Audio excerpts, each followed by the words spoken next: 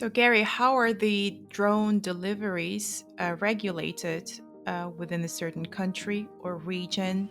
And do you see Yeah. any issues moving forward to implement, the mass deliveries? Let's say if it's not one or two drones flying in the remote areas, but 20, 30, 40, and at the same time, is there a certain regulation standard that is applicable? Everybody has their own. South Africa's busy developing their own. They've recently appointed somebody on the RPA side.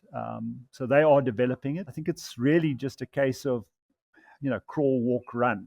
You need a lot of automation as well and full autonomy. So, that's coming slowly but surely. So I think regulators are seeing it. They are working on it.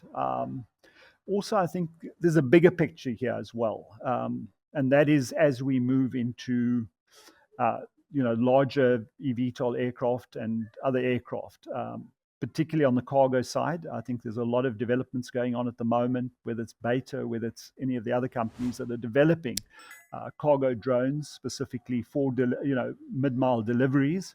The size of these things are getting bigger, right? But they will be flying amongst helicopters.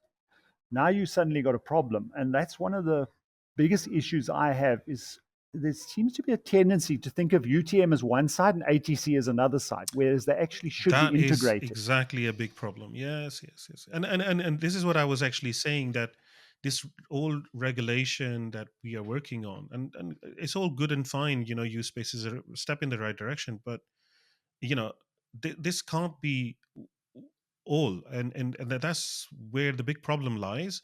Is they think that unmanned traffic and manned traffic is not going to be you can't say that this is the road and you are only going to drive cars and not vans, or motorcycles are going to be on a separate road. All these vehicles are going to share this fluid three-dimensional space. So what are you going to do? Everyone is concentrating on U spaces and UTM management and blah blah blah. As soon as your everything else start emerging into it, it's all going to come crashing down, and no one is really uh well, not no one. I think some people might be. I can't be. You and me can't be the only two people, right? Hopefully, Precisely. fingers crossed. Yeah. Right. Yeah. Look. And you think about it. At the moment it's quite easy because you keeping the drones below 400 and you're keeping them out of airport approaches, heliport, and vertiport approaches.